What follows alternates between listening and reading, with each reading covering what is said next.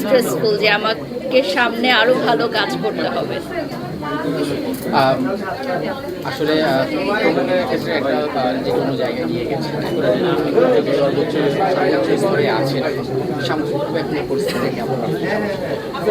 যেহেতু সামনে ঈদ আসছে, ভ্যালেন্টাইন্স আসছে, সো সকল বিজনেস ওনারদেরই একটা মার্কেটিং প্ল্যান রয়েছে। যেহেতু বিগত কিছুদিনে আপনারা জানেন কোভিড সিচুয়েশন, দেন দেশের সার্বিক পরিস্থিতির কারণে বিজনেস একটু ডাউন ছিল, এখন বিজনেস আবারও চাঙ্গা হয়েছে। তো সবাই প্রমোশনের ক্ষেত্রে অনেক বেশি সিরিয়াস এখন, যে যার জায়গা থেকে মানে বেস্ট প্রমোশনাল কাজটি করার ট্রাই করছে। তো আমার মনে হয় আমার জায়গা থেকে আমি চেষ্টা করি যতটুকু মানুষের কাছ পর্যন্ত পৌঁছানো যায়। এখন ডিজিটাল প্ল্যাটফর্মে দেখা যায় যে বিভিন্ন ধরনের মানে আকর্ষণীয় কিছু মানুষ পছন্দ করে, সিমিলার ক্যাটাগরি আর পছন্দ করে না মানুষ। তো ওটা অনেক চিন্তা করতে হয় যে কি করলে মানুষ আসলে ভিডিওটা দেখবে, বা কি ধরনের ক্যাপশন দিলে, কিভাবে রেডি হলে, কি কথা বললে মানুষ আসলে ভিডিওটা দেখবে এবং ভিডিওটা দেখলেই আসলে প্রমোশনটা হবে। আপু যদি একটু জানতে চাই, তনি আপুর সাথে আপনার সম্পর্ক আমরা জানি ভালো, যদিও একটা সময় কথা উঠেছিল, পরবর্তী সেটা মিটমাট হয়ে গেছে, তার হাজব্যান্ড আমাদের তো আর নেই। এটা আসলে খুবই দুঃখজনক, কারণ একটা মেয়ের জীবনে তার হাজব্যান্ডটি থাকে বিয়ের পর একদম একদম পিলার হয়ে।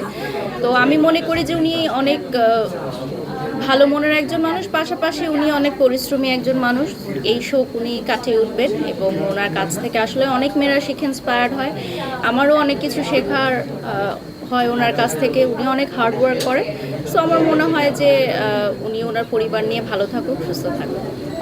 দর্শকরা আসলে জানতে চাই, বাড়িশখ বা তার যে টিম, গৌতম শাহ টিম, তারা কি অপুকে ছেড়ে দিয়ে বুবলিকে নতুন করে আবার ফিট করলো কিনা, বা বুবলির সাথে নতুন করে যে কাজের বিস্তর দেখছি আমরা, বা এটার কারণটা আসলে কি? প্রথমত আসলে টিম হয়ে কখনোই কোথাও কাজ করা যায় না। টিম আসলে একটা ভুল কথা। যখন যেই ব্যবসায়িক প্রতিষ্ঠান যাদের প্রমোশন কাজের জন্য যাকে চায় তাকেই নেয়। অনেকেই মনে করে কি শোবিজ ইন্ডাস্ট্রিতে লিঙ্ক, লবিং বা গ্রুপিং করে কাজ করা যায়, কিন্তু আসলে দিন শেষে এখন কমার্শিয়াল হয়ে গেছে সবাই। আমাকে লাগলে আমাকেই খুঁজে বের করবে, সেটা যেরকম কেউ কারো রিজিক আসলে নষ্ট করতে পারে না। এটা হচ্ছে প্রথমত। দ্বিতীয়ত হচ্ছে একাধারে যখন কোনো শিল্পীকে নিয়ে অনেক বছর ধরে কাজ হয়ে যাবে, তখন ডেফিনেটলি মানুষ নতুন মুখ দেখতে চাবে, ভিন্ন কিছু দেখতে চাবে। তো সেই সূত্র ধরেই হয়তো নতুন মুখদের সাথে কাজ করা হচ্ছে।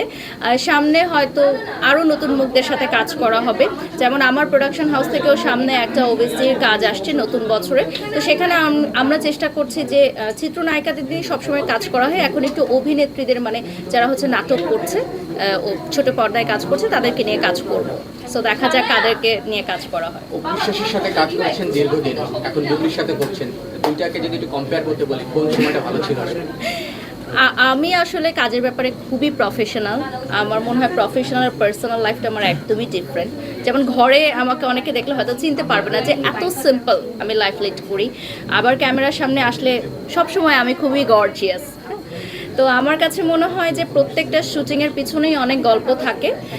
তবে হ্যাঁ, কাজের জায়গা থেকেও ভালো লাগা মন্দ লাগা থাকে। তবে চিত্রনায়িকা যাদের সাথেই আমি কাজ করেছি সবাই খুব কোঅপারেটিভ ছিল, আমাকে অনেক ভালোবাসা স্নেহ দিয়েছেন, কাজের ব্যাপারে অনেক কোঅপারেটিভ ছিলেন প্রত্যেকেই। সমালোচনাগুলোকে কিভাবে নেন, কিভাবে দেখেন? সমালোচনার চেয়ে আমি মনে করি যে আলোচনাটাই বেশি মুখ্য, এবং মানুষ আমাকে নিয়ে কথা বলছে, এটাই আসলে আমার জন্য অনেক বড় একটা পাওয়া। কারণ এখন অনেক শিল্পী, TikTokers, YouTubers, content creators, brand promoters, তো এতজনের মাঝে, সুপারস্টারদের মাঝে মানুষ যদি আমাকে নিয়ে কথা বলে, তাহলে সেটা ডেফিনেটলি আমার ভালো লাগাই উচিত। এটা খারাপ লাগার কিছু নাই। আর মানুষের ভালোবাসার কারণেই কিন্তু আজকে আমি এখানে দাঁড়িয়ে আছি। আপু লাস্ট জানতে চাইবো, যখনই আপনি ক্যামেরার সামনে আসেন তখনই দর্শকদের একটা আগ্রহ প্রকাশ হয় বাড়িশখ আসলে যে পোশাকটা পরছে সেটা আসলে দেশি ব্র্যান্ডের না বিদেশি ব্র্যান্ডের, বা এটার প্রাইস কেমন হতে পারে, বা কিংবা নিজের ডিজাইন করা কিনা। আজকে যে শাড়িটা পরেছেন সেটা নিয়ে কি বলবেন? আজকে টোটাল শাড়ি, জুয়েলারি, ব্যাগ সব কিছুই হচ্ছে আমি যে ব্র্যান্ডের ফেস অফ ফানজারা। সো আমি ওদের হয়ে অনেক বছর কাজ করছি, তো ওদেরই সব কিছু আজকে পরে এসেছি, জারা অ্যান্ড ইলোর।